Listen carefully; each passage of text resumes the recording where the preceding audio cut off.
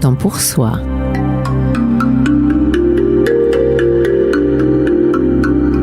Une émission de développement personnel proposée par Ambre Cazodor et produite par Radio Asso pour grandir en conscience.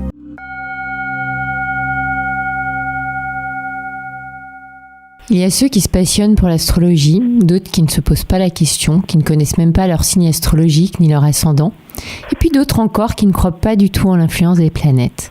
Mais alors, pourquoi autant de gens font appel à des astrologues ? Pourquoi cette fascination pour les astres depuis la nuit des temps ? C'est ce que nous allons explorer aujourd'hui avec Joël Franc-René, astrologue et coach passionné des étoiles. Bonjour, bienvenue dans Un temps pour soi, l'émission 100% développement personnel sur Radio Asso, l'émission qui fait bouger les consciences. Je suis Ambre Cazodor, praticienne psychocorporelle. Un samedi sur deux, nous mettons à l'honneur des personnalités inspirantes et passionnées pour partager leurs pratiques et astuces bien-être. Nous démarrons aujourd'hui avec mon invitée Joël, elle est astrologue et coach sur l'île de Ré. Et nous allons aujourd'hui apprendre à décrypter les messages du ciel, à voir ce qui se joue dans une consultation. Bonjour Joël. Bonjour Ambre, merci de m'avoir invitée. Avec grand plaisir. Alors Joël, avant de te poser 1000 questions autour de cette science tout à fait fascinante, est-ce que tu peux te présenter en quelques mots à nos auditeurs pour nous dire ce qui t'a amené à t'intéresser à l'astrologie ? Alors c'est un long chemin. Déjà toute petite, j'étais quelqu'un de très curieux, d'ouvert aux autres, la nature, les animaux. Et j'avais une cousine dont la grand-mère était médium et ça me fascinait. Et d'ailleurs après j'ai épousé un médium. J'avais l'impression que ces gens possédaient des dons, des talents que je n'avais pas, mais ça me fascinait. Et cette fameuse cousine un jour m'a dit « Mais toi, si tu as un don, et ça sera l'astrologie ». Et c'est comme ça que j'ai rencontré dans les années 80 Madame Stelter, une Allemande qui était astrologue là où j'habitais. Et elle m'a fait mon thème. Et là, j'ai été complètement scotchée parce qu'elle pouvait me dire sur moi, sur entre guillemets ce qu'on appelle des prévisions qui ne sont pas des prédictions. Ça, on verra ça plus tard. Et à partir de là, j'ai eu envie d'étudier l'astrologie et ça a été une aventure sans fin puisque je continue toujours à me former, à rencontrer d'autres astrologues et tout ça pour me rendre compte qu'il y a la symbolique des astres, mais il y a la personnalité humaine qui va traduire ce langage et que nous sommes tous en chemin vers une meilleure connaissance de soi au sein de l'univers. D'accord. Et alors, en quoi peut-on dire que l'astrologie, c'est un outil de connaissance de soi, justement, et de transformation ? Eh bien parce que ça j'ai eu l'occasion de le vérifier parce que bien évidemment au début c'est une aventure où on ne sait pas trop où on va, mais maintenant ça fait 35 ans que j'en fais et au fil des consultations je me suis bien rendu compte qu'on retrouvait vraiment des archétypes chez les gens, un pur bélier qui fonce va pas se comporter comme une vierge qui est plutôt dans l'analyse, dans l'observation, mais qu'au final comme il y a 10 planètes qui interfèrent sur 12 signes avec des aspects entre elles, chaque être est unique et même si une personne a le même thème qu'une autre, ça sera pas la même éducation, forcément le même contexte social et surtout pas la même âme puisque c'est là où va intervenir la notion d'âme pour les personnes qui y croient parce que tout est croyance donc moi je sais que j'ai eu trop de preuves dans ma vie que les choses arrivent à point nommé, notamment quand il y a des transits planétaires. Ça je pense aussi on va en parler plus tard, pour un moment ne pas se dire oui on est en résonance. Et d'ailleurs, à ce sujet, quand j'ai commencé l'astrologie, on me disait que tout était symbolique, que les astres étaient trop lointains pour avoir une influence sur nous. Et moi, je ne le ressentais pas, ça. Il y avait quelque chose en moi qui me disait, mais non, c'est pas possible, ça peut pas être que symbolique. Et maintenant, avec la mécanique quantique où on sait que tout est relié, oui, évidemment qu'on est relié aux planètes. Mais c'est ce que j'allais te demander, en fait. On sait aujourd'hui qu'on est interconnecté avec tout, le monde visible, invisible, y compris le ciel. Du coup, tu crois qu'on a quel lien avec les planètes ? On a un lien en résonance et d'ailleurs les planètes sont comme nous, elles ont leur ombre et leur lumière. Si je prends par exemple la planète Neptune, c'est la planète de l'amour universel, c'est la planète de la connexion divine, mais ça peut être aussi la grande illusion. Et ça, on le voit dans un thème. D'accord. Et du coup, en quoi, déjà pour quelles raisons on peut être amené un jour à se dire tiens, je vais faire mon thème, en quoi c'est intéressant de monter son thème de façon générale ? Eh bien déjà pour mieux se connaître, parce que le thème il contient l'ombre et la lumière, donc c'est mettre de l'éclairage, c'est inviter la personne aussi à parler d'elle, hein, parce que moi en tant qu'astrologue, ce que je fais, c'est que je ne plaque pas des choses toutes faites sur les gens. Je vais les amener à me parler d'eux, en leur parlant d'eux à travers le thème, mais en fait c'est eux qui vont me raconter leur histoire, et c'est moi qui vais entendre certaines choses pour les ramener justement à ce qu'ils vivent, comment ils le mettent, et surtout à leurs croyances limitantes. Donc en gros c'est un outil de coaching, c'est ce que tu nous dis. Alors ça peut l'être, c'est toujours pareil, c'est comme l'Eki-coaching. En fait, pour moi, la façon dont je procède actuellement, c'est plus un état des lieux. Hein. Voilà où vous en êtes. Donc la personne prend conscience de ses blocages, de ses chagrins. Souvent il y a beaucoup de pleurs d'ailleurs. Mais après c'est à elle de décider d'aller vers un travail personnel et d'avoir cette volonté, parce que la prise de conscience, je dirais, c'est la première étape. Et alors, c'est peut-être un peu caricatural l'image que je vais donner, mais est-ce qu'on peut dire que faire son thème, ça revient à découper notre existence en périodes qui vont être vues plutôt comme étant favorables ou défavorables, pour pouvoir mieux se projeter dans l'avenir, pour pouvoir réussir peut-être plus facilement à surmonter des événements de vie qu'on peut voir, je dis bien voir, comme des épreuves ou des cadeaux déguisés? Oui, je pense qu'on peut le voir comme ça, sachant que y a des rendez-vous. Hein. Par exemple, en ce moment, la planète Pluton a amené justement à revisiter les fondements de la société, puisque le Capricorne, c'est notre adulte intérieur, mais c'est aussi la société. Elle est passée en Verseau pour amener du renouveau, parce que le Verseau est plus dans une énergie de fraternité, alors que le Capricorne, c'est plus quelque chose d'assez patriarcal. Et là, elle va revenir dans le Capricorne pour aider à nettoyer ce qu'il reste. D'ailleurs, on le voit bien dans ce qui se passe au niveau sociétal. Hein. Et à notre niveau, c'est la même chose, en fait. Pluton dans le Verseau, c'est qu'est-ce qui m'empêche d'être libre. Donc si je reviens dans le Capricorne, c'est voir justement dans mon éducation, dans la façon dont je vois la vie, dans mes croyances, qu'est-ce qui est obsolète, quoi. Et d'ailleurs, une petite précision, dans un thème astral, il y a ce qu'on appelle les planètes personnelles qui vont jusqu'à Saturne, et ensuite il y a les planètes du collectif qui sont de Uranus à Pluton, et en général c'est lorsque une de ces planètes lentes souvent vient toucher un endroit clé de notre thème que effectivement il y a un événement qui fait que on va se poser des questions et peut-être avoir l'envie d'aller voir un astrologue, un thérapeute, mais en tout cas ce que je peux dire, c'est que souvent, et en ce qui me concerne, c'est ce qui s'est passé, le fait de savoir qu'une planète vient toucher quelque chose de mon thème, qui peut être douloureux, qui peut être transformateur, parce que ça peut toucher la généalogie, ça peut toucher le karma pour certains, pour ceux qui y croient. Moi, ça m'a donné de la force, de me dire, oui, là, c'est normal que je traverse ça, parce que effectivement, j'ai à travailler sur ça. Et après, il y a tout le travail personnel, effectivement, sur la transformation. C'est quand même une sacrée science, hein. Tu as mis, tu le disais tout à l'heure en introduction, tu continues à te former. C'est long pour devenir astrologue? Alors, déjà, je dirais qu'il faut se faire confiance. Moi, au début, je me faisais pas du tout confiance. J'avais toujours l'impression de faire ou de dire des bêtises. Et puis après, j'ai quand même, j'ai donné des cours. Alors déjà, ce qui se passait dans les cours, c'est que l'interaction entre les personnes amenait beaucoup de tolérance entre elles. Je vais caricaturer, mais par exemple, un bélier apprenait que on peut pas fonctionner comme une vierge et vice versa. Donc c'est déjà une école un petit peu de l'ouverture de cœur, de la tolérance. Et puis petit à petit, j'ai été amenée à faire des consultations. Les premiers temps, c'était vraiment avec beaucoup d'angoisse, parce que j'avais l'impression qu'il fallait pas que je me trompe. Et en fait, il n'y a pas à se tromper ou pas se tromper, parce qu'en fait, c'est l'interaction entre la personne et l'astrologue qui va faire que la personne va aller revisiter des parties de son histoire et qu'elle va pouvoir lâcher, déjà aller prendre conscience et ensuite lâcher.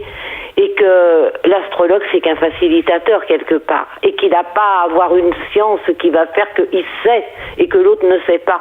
Il faut beaucoup d'ouverture de cœur et de bienveillance, je pense. Oui, c'est de ne pas tomber justement dans le maître à élève et cette notion de supériorité avec tout le risque des étiquettes, d'ailleurs. C'est tout à fait ça. Et moi, c'est ce qui m'a beaucoup gênée en astrologie, parce que j'ai suivi des cours avec des personnes connues en région parisienne. Alors, j'étais fascinée par leur savoir. Moi, j'ai toujours l'impression que j'en savais moins que les autres. Et en fait, quand je faisais faire mon thème, avec le recul, je me suis rendu compte qu'ils m'avaient dit des grosses bêtises quelque part. Et qu'en fait, c'était plus plaquer une image de ce que j'étais.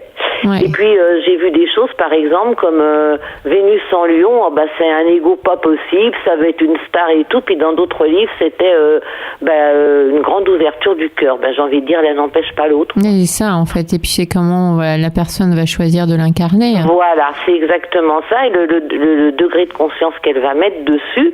Et puis une planète n'est pas isolée puisqu'elle fait partie d'un tout. Quel est le chemin de vie? Alors pour moi, il y a un chemin de vie social. De la naissance à la position sociale, on va dire, à travers le métier, enfin ce qu'on va pouvoir donner dans cette vie. Et il y a le chemin de vie karmique, dharmique, qui pour moi est à un autre niveau, mais plus de développement personnel là. Et d'ailleurs, j'ai un exemple très très intéressant à dire à ce sujet. J'avais été voir le film sur Freddie Mercury, et à un moment donné, dans le film, il dit « Mais moi, j'ai toujours fait exactement ce pourquoi j'étais fait ». Et cette phrase m'a interpellée. Donc, je suis allée monter son thème, et je me suis rendu compte que son chemin de vie sociale et son chemin dharmique étaient exactement le même, quoi. D'accord, intéressant. Alors, tout à l'heure, tu parlais de... Tu as pris à 2 reprises, je crois, l'image du bélier par rapport à la Vierge. On entend souvent dans les, j'ai envie de dire, les conversations de comptoir un peu, ah oui, mais passé un certain âge, c'est plus ton signe qui compte, c'est ton ascendant. T'as quel regard, toi, là-dessus ? J'ai un regard qui est complètement opposé à ça, parce que l'ascendant, en fait, c'est ce qu'on peut appeler la persona, c'est ce que l'on va montrer aux autres. D'accord. Et le soleil, c'est l'expérience de vie qu'on a choisie. Donc de toute façon, le soleil, c'est un petit peu comme une graine qui aurait été plantée et qui va se développer tout au long de sa vie. D'accord. Et puis encore une fois, un thème, il faut le prendre dans son ensemble. On ne peut pas isoler les choses comme ça. Okay. C'est un petit peu comme si on avait une palette de couleurs et puis qu'il faille faire un tableau. Déjà, le tableau avec les mêmes couleurs va pas être le même pour tout le monde. Et puis, personne va dessiner la même chose. Oui, bien sûr. La métaphore est bonne. Ouais. Ça nous ramène à beaucoup, beaucoup d'humilité, en fait. C'est pour ça que moi, je me présente vraiment comme un facilitateur. Et on en parlera peut-être plus tard. Mais pour moi, mes plus grands maîtres aujourd'hui, ce sont mes chevaux. Bien sûr, on va y venir puisque tu es également équi-coach et tu mêles les deux. Alors, toujours sur l'astrologie, parce qu'on peut se poser aussi la question, sachant que les planètes, elles bougent sans cesse, qu'on est interrelié à elles, aujourd'hui on le sait, est-ce que notre thème, il reste le même déjà toute la vie? Qu'est-ce qui fait qu'il y a des gens qui vont voir des astrologues chaque année, d'autres qui consultent une fois seulement un astrologue pour connaître un petit peu le dessin de leur thème? Alors, le thème de naissance, pour moi, c'est une empreinte. On est né avec ça comme on est avec les yeux bleus, par exemple, ou les yeux verts, d'accord ? Donc, on arrive sur Terre avec ça, qui représente un petit peu notre bagage, alors encore une fois, pour ceux qui y croient, notre bagage karmique, pour aller vers autre chose, pour utiliser ça au mieux. Ensuite, il y a ce qu'on appelle les révolutions solaires. Donc ça, ce sont les thèmes que l'on monte une fois par an pour les gens qui le désirent. Et c'est un thème qui se construit à partir du moment où le soleil revient sur le soleil de naissance. Alors on sait très bien que les années ne font pas 365 jours exacts, donc ça peut être la veille ou le lendemain. Ce qui compte, c'est le degré exact du retour du soleil. Donc ça va forcément donner, enfin je dis forcément non, parce qu'il arrive des fois où c'est le même ascendant, mais ça va donner une configuration différente de celle de la naissance, puisque de toute façon les planètes ne bougent pas au même rythme. D'accord. Des mouvances. Ouais.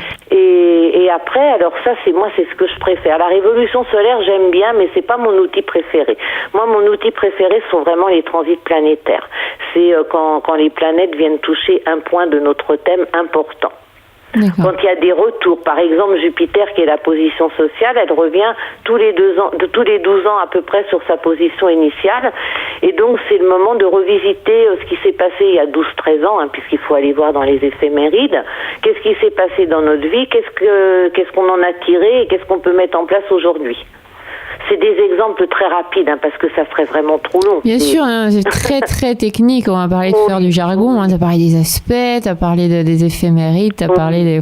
On sent à quel point il y a un jargon à part entière dans l'astrologie. Mais ça, c'est clair. Et puis chaque astrologue va l'interpréter en fonction de son terrain aussi. C'est pour ça que c'est important de communiquer. Ouais. Déjà, moi, à mon niveau, franchement, le jour où j'ai découvert la mécanique quantique, mais ça a été une grande libération pour moi.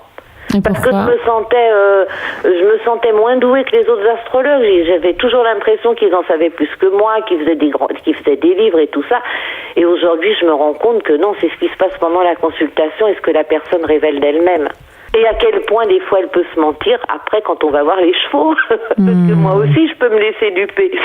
Super. On va faire une courte pause musicale et on se retrouve dans quelques instants. À tout de suite, Joël. Merci. À tout de suite. Et pour cette émission, Ambre, je vous propose de découvrir l'artiste Cathy Kirby, actuellement en programmation dans la playlist All Music de Radio Asso avec son morceau Table. He prepares a table for me, and one of these days I'll have to sit down and eat. He returns with a carload of groceries, and I never ask where they came from. Corrects my hand as it's holding the knife, cutting up vegetables quickly and fine. Pour the pot on the stove, pour the line at the door. Give me your tired report. He pours a bowl of salt in my hand, showing me how I ought to throw a little bit over the surface like rain, the surface like rain, on the wicked and righteous, the lame and insane. Let me fix you a place.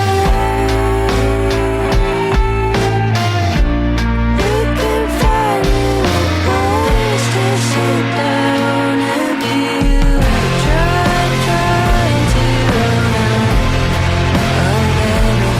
you got.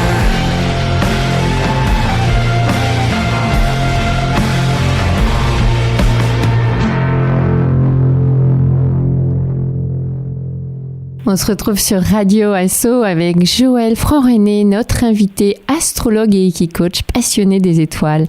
Joël, toujours avec nous. Oui, je suis toujours là. Avec plaisir. Alors, on parlait justement de l'astrologie, on commençait à faire les liens avec l'Eiki-coaching.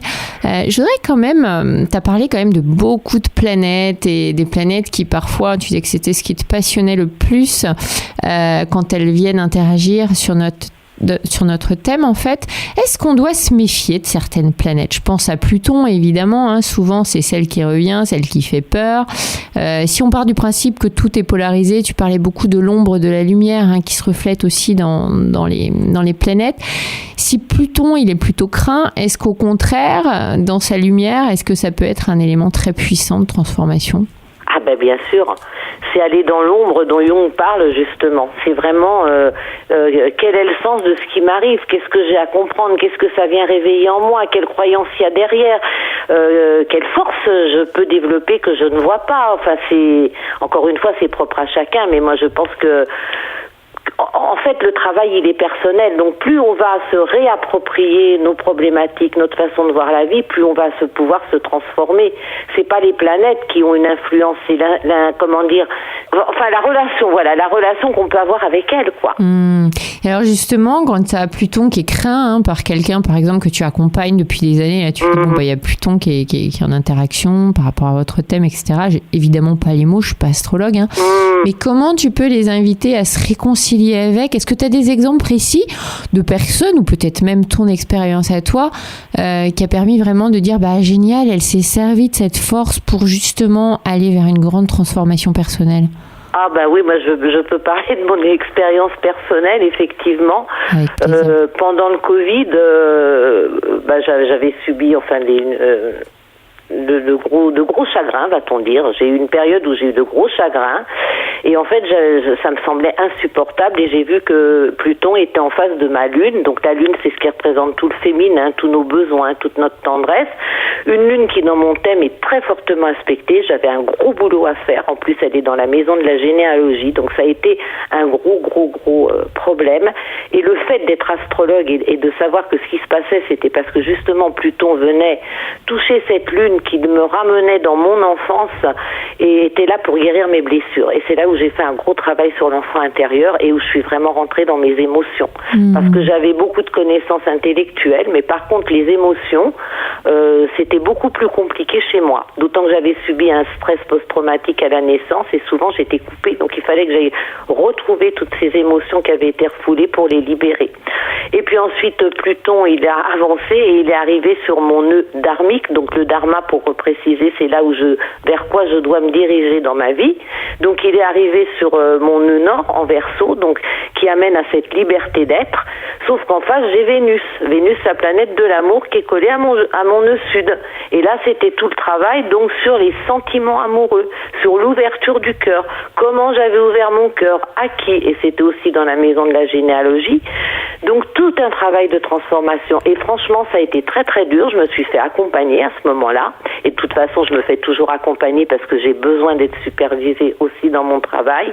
Mais sincèrement, je pense que si j'avais pas eu l'astrologie pour m'indiquer ce que je traversais, je serais tombée en dépression. Donc ça a été vraiment une force que de te dire, c'est normal et je l'utilise, quoi. Ouais.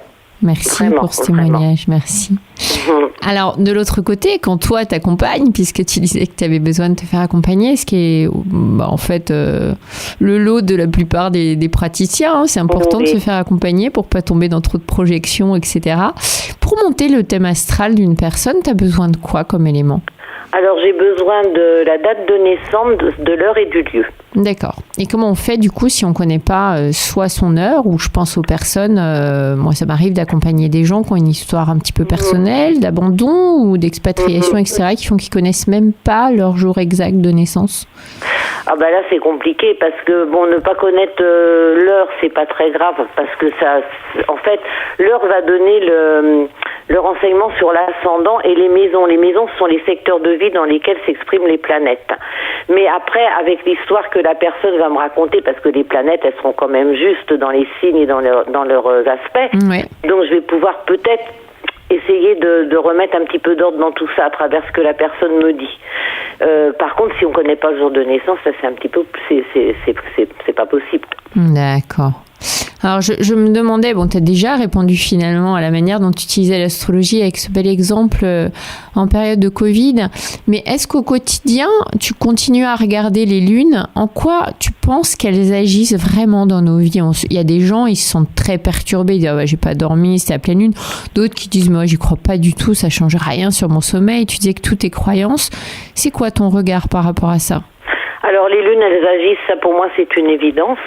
Elles n'agissent pas forcément de la même façon sur les individus parce que il y a 12 signes du zodiaque, donc il y a 6 axes. En fait, on considère jamais un signe sans son opposé puisqu'en fait le chemin c'est d'être au milieu. D'accord ? L'équilibre toujours. Donc, voilà. Donc quand on a par exemple une nouvelle lune en Taureau, on va quand même regarder le Scorpion. Et quand c'est une pleine lune, automatiquement d'un côté il y aura le Soleil dans un signe et la Lune dans le signe opposé.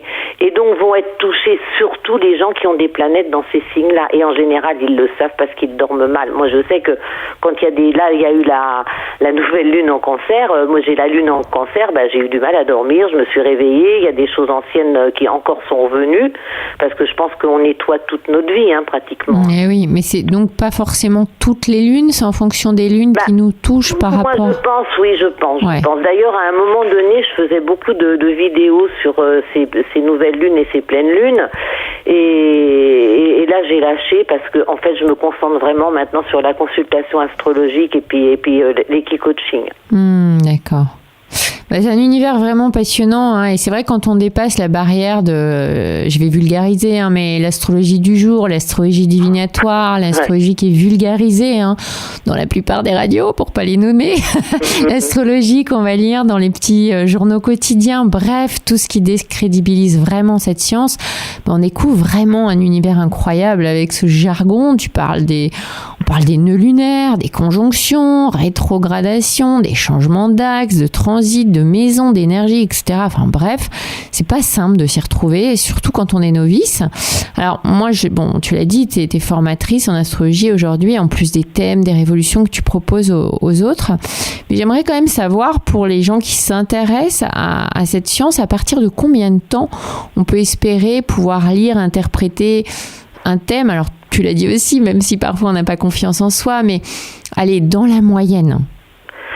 Ça va dépendre de la confiance qu'on se met. Si on veut vraiment, comme je le faisais au départ en tant que vierge, tout contrôler, tout maîtriser, on va mettre un temps fou. Si on fait appel à son intuition, ça va aller beaucoup plus vite. Et en fait, ce qui m'a beaucoup aidé, moi, dans mon interprétation aussi en consultation, c'est que j'ai fait une psychanalyse jungienne et que justement, un des auteurs que j'ai beaucoup apprécié dans mon parcours, c'est Lise Green, qui est une astrologue de renommée mondiale, qui est à la fois astrologue et psychanalyste. Ça m'aide beaucoup. Mais par contre, aujourd'hui, parce que j'en ai la conviction à travers le chemin de vie, j'ai 71 ans aujourd'hui, donc j'ai du vécu derrière moi. Je pense qu'on a un chemin de vie. Alors après, il n'y a pas de temps, il n'y a pas de durée, il n'y a pas on y arrivera ou on n'y arrivera pas. C'est pas le plus grave. L'important c'est le chemin, d'accord. Et ce chemin, nous est quand même bien. C'est la carte routière en fait, le thème astral. Je vais donner un exemple là, que j'ai eu il y a quelques années. Je vois une dame qui me demande de faire son thème et je lui dis dans votre thème vous avez une ouverture spirituelle parce qu'elle avait un Neptune bien aspecté. Je me rappelle plus dans le détail. Elle me dit oh non moi pas du tout, je suis pas du tout attirée par ça. Mais elle me dit par contre je suis du signe du Taureau, donc je suis cuisinière, donc c'est vrai que le Taureau c'est tout ce qui est sensualité, opulence et tout ça, donc ça lui convenait parfaitement, épicurienne. Voilà. C'est ça, merci pour le mot qui manquait. Et cette dame me rappelle 10 ans après, alors déjà merci de m'avoir rappelé, et elle me dit, vous savez, il y a 10 ans, je vous ai consulté, vous m'aviez dit que j'avais une ouverture spirituelle, et je vous ai dit, moi, mais pas du tout. Et en fait, mon fils, il y a 2 ans, a fait un cancer, et je me suis ouvert à la méditation, au bouddhisme et tout ça, et je tenais à vous le dire. Ouais, incroyable. Alors, ce qui rejoint un petit peu ce que tu disais tout à l'heure, que parfois il y a 2 personnes qui peuvent avoir le même signe, le même ascendant, et pourtant qui vont pas du tout l'exprimer dans la vie, l'incarner de la même façon, et ils peuvent prendre des chemins opposés. Est-ce que tu penses que nos comportements, ils sont dictés en partie justement par nos thèmes ? C'est compliqué, c'est encore un grand mystère tout ça. Déjà on peut le thème d'un commissaire de police ou d'un voleur ou d'un psychiatre et d'un malade mental sont les mêmes, sauf qu'ils l'incarnent pas de la même façon. Mais par contre ils sentent les énergies, mais ils les utilisent pas de la même façon. C'est d'ailleurs la grosse problématique quand tu parlais de polarité. Ouais. Ouais, c'est ça. Quelle polarité je choisis ? Quelle est la motivation ? Les manipulateurs sont des grands psychologues par exemple. Oui. Donc ils peuvent avoir un thème parce que le Scorpion est un signe très très psychologique si on peut dire, et un manipulateur, il va avoir ce don ou ce talent, mais il va le servir à des fins personnelles, narcissiques ou autres quoi. Alors que la personne qui est dans le don, elle va vraiment l'offrir dans le don, puis quelquefois elle va pas avoir les peaux de banane. Ouais. Alors, c'est vrai que je suis pas Scorpion, mais j'ai souvent entendu que c'était un signe qui se distinguait vraiment du reste des signes du zodiaque. C'est tout quoi ton regard là-dessus ? Ouais, t'es d'accord avec ça ? Oui, parce que c'est le signe de la transformation. C'est le signe, dans la route du zodiaque, on va jusqu'au Scorpion qui sont les étapes de la relation à l'autre. Et à partir du Scorpion, c'est mourir pour renaître. C'est mourir pour renaître à sa condition d'humain, pour regarder après avec le Sagittaire vers le ciel. D'accord. Après le Capricorne, la structure, l'ouverture d'esprit. Donc c'est vraiment mourir pour renaître. Sauf que souvent les Scorpions sont possessifs, sont passionnés et ils veulent pas lâcher quoi. Ils veulent pas comprendre qu'à un moment donné le chemin c'est d'être seul sur sa route et d'accueillir sans attente et sans projection ce que la vie va nous apporter. Mais c'est pas facile. Et en face du Taureau.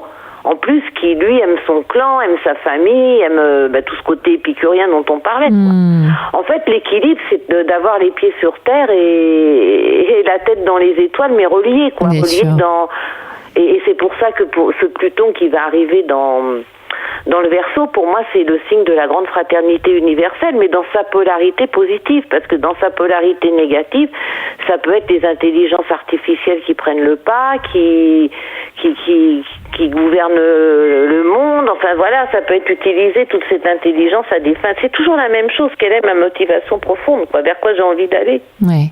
Alors tu disais justement que grâce au thème astral, on peut voir un petit peu le chemin de vie, les sens d'une personne, ce qui la rend tout à fait unique. C'est comme ça en tout cas que je définis les sens. Est-ce que c'est un motif de consultation qui revient régulièrement chez les gens qui te consultent, de dire aide-moi à trouver mon chemin de vie, je suis paumée, je suis dans le flou, je ne comprends pas là. Alors, souvent ils vont le découvrir, le chemin de vie, lors de la consultation. Il y en a bien sûr, parce que c'est toujours pareil, les gens ne sont pas tous au même endroit sur le chemin. La preuve, cette personne qui m'a appelé 10 ans après. Mais oui, il y a des gens qui effectivement viennent pour ça. Oui, d'accord.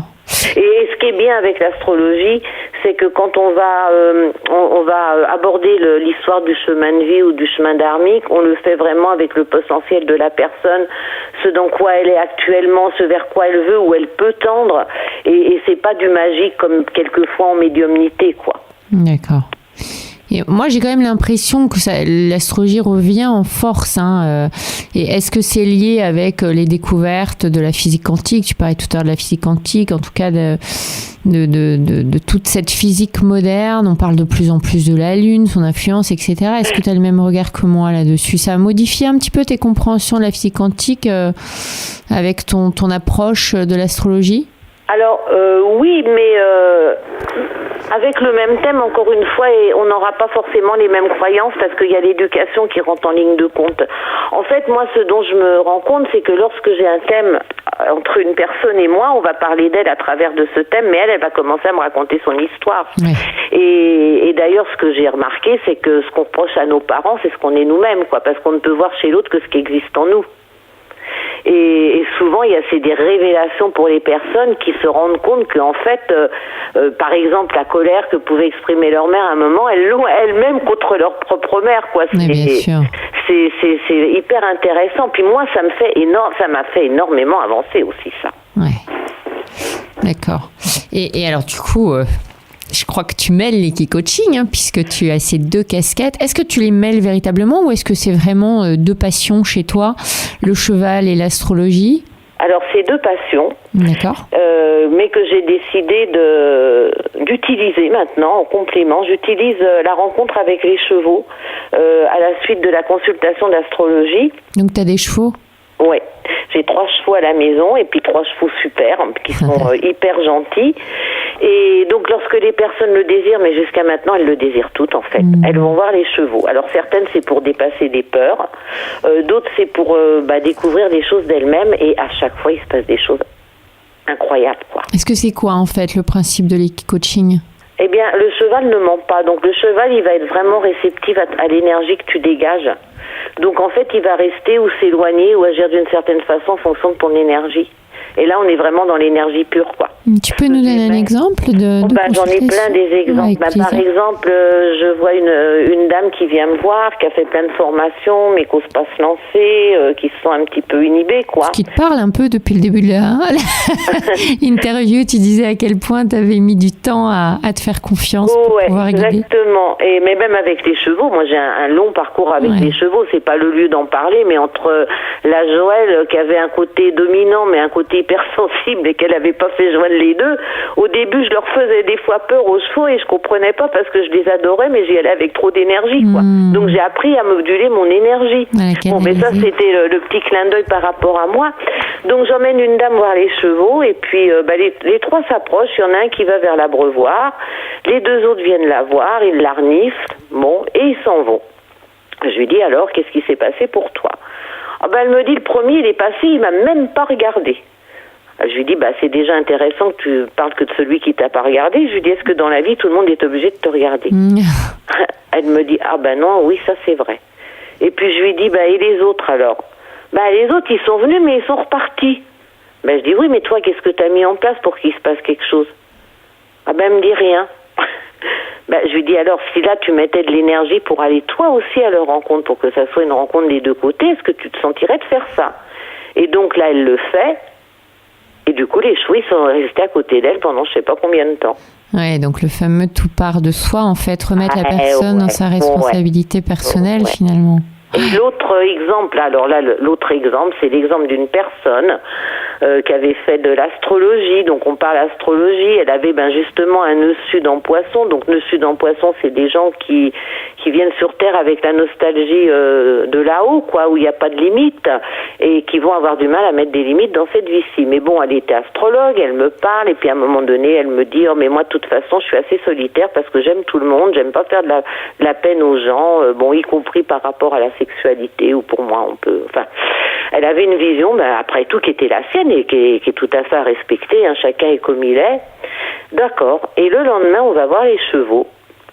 Et là, mon cheval, enfin un de mes chevaux, commence à la sentir, à la mordiller et tout. Et elle était tétanisée. Et je lui dis, mais t'as peur? Elle me dit, oui, j'ai un peu peur. Mais je lui dis, tu sais, tu risques rien. Je suis là à côté de toi, donc prête à parer à tout danger. Mais mes chevaux sont gentils, donc il n'y a aucune raison que tu aies peur.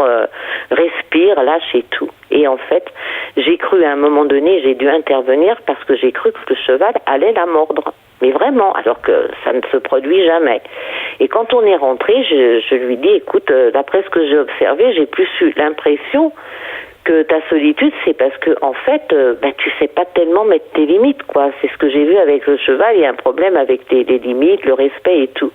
Et là, elle s'effondre et elle me dit, t'as raison, j'ai été victime de sectes 2 fois dans ma vie, ils m'ont piqué tout mon argent. Et donc là, ça m'a montré à quel point on peut se raconter des histoires, quoi. Ah oui, bien sûr. Ça, les gens, et puis, des exemples, mais j'en ai plein. D'ailleurs, j'ai décidé que là, j'allais les écrire parce que je vais les oublier, mais à chaque fois, il se passe des choses incroyables. Quand tu es dans l'ouverture du cœur, les chevaux restent, ils te font des câlins. Si tu es trop en demande, ils vont s'en aller. Tu vois, c'est à chaque fois, c'est différent, mais à chaque fois, d'ailleurs, les personnes que ça intéresse peuvent aller sur ma page Facebook, Joël Franc-René. J'ai posté des fois quelques témoignages de gens et les retours sont toujours, ils repartent toujours avec quelque chose. Ouais. Mais alors dis-moi si je me trompe, mais je crois qu'énergétiquement, alors évidemment avec la physique quantique, on sait que tout est énergie et qu'on est énergie à 99,999, autant dire presque 100%, et que dans notre fréquence vibratoire, on a tous une fréquence vibratoire, qui est la nôtre et qui évolue un petit peu en fonction de la qualité de nos pensées, ce qu'on mange, etc. Je crois que celle des chevaux est beaucoup plus élevée que celle de l'être humain. Ah oui, ils ont un cœur énorme. Alors je sais pas quelle est la vibration parce que je l'ai plus en tête, mais moi non plus. Mais ils ont vraiment un grand cœur, quoi. Moi je vois les chevaux, là même des gens qui habitent dans mon quartier me disent quand on passe dans le chemin ils viennent nous voir. Alors il faut savoir aussi que ce sont des chevaux qui sont aimés, bien traités, respectés. Mais bien sûr. Je ne pense pas que le cheval de centre équestre lambda qui fait des balades toute la journée et qui subit la carrière avec des coups de cravache et des éperons soit dans ces dispositions-là. Là, on parle de chevaux qui sont aimés, qui sont respectés, qui sont bien soignés, avec qui il y a du lien. Oui. Et il y a une formation particulière pour être équicoach, pour pouvoir justement... Il y en a plein, il y a plein de formations, mais bon, il n'y a pas de diplôme vraiment reconnu. Moi, je sais que j'ai fait 3 expériences différentes, un peu comme avec l'astrologie. Je vais choper... En fait, je vais choper ce qui me parle quelque part. Et c'est lors de mon dernier stage que j'ai eu cette révélation. C'est comme si tout s'était mis en place à ce moment-là. Donc merci mon Pluton sur nœud nord en Verseau. Même s'il me fait travailler ma Vénus en Lion à l'opposé, mais le nœud nord en Verseau, c'est vraiment trouve qui tu es, ta liberté d'être. Et là, ça s'est mis en place, comment j'allais travailler. C'est venu tout seul, ça a été une intuition. Et ça aussi, j'ai appris à écouter mes intuitions. Parce qu'avant, je ne les écoutais pas forcément, ou je pensais que je pouvais peut-être avoir du pouvoir sur ma vie. Mais maintenant, je sais que quand je ressens quelque chose et que c'est là, il faut vraiment que j'en tienne compte, quoi.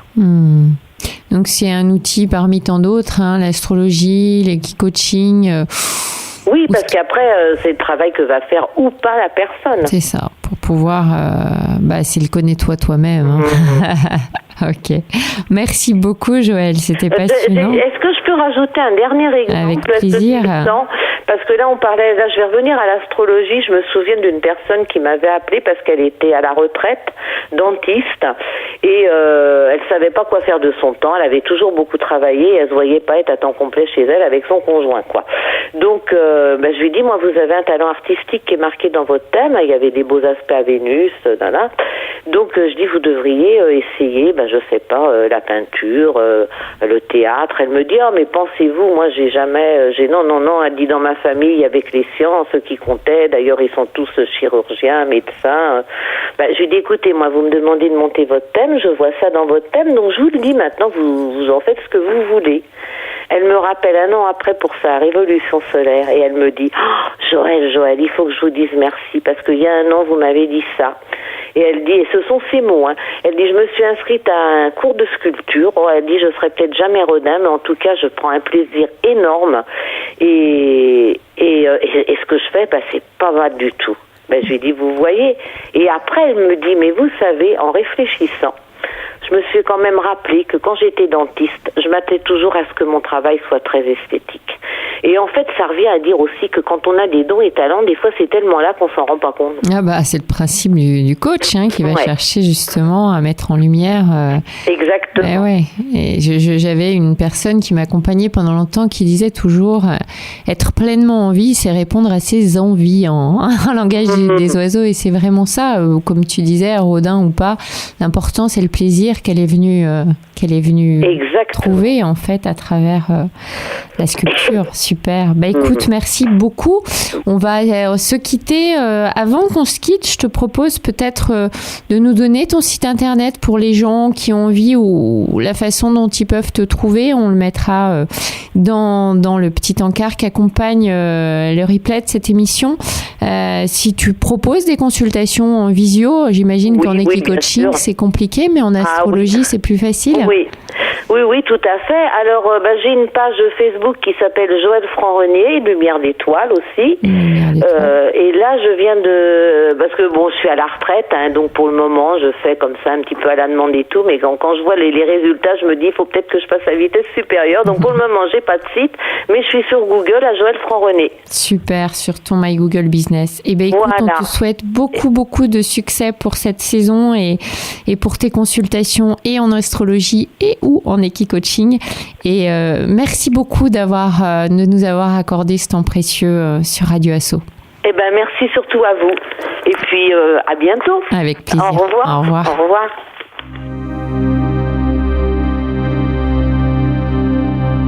Un temps pour soi.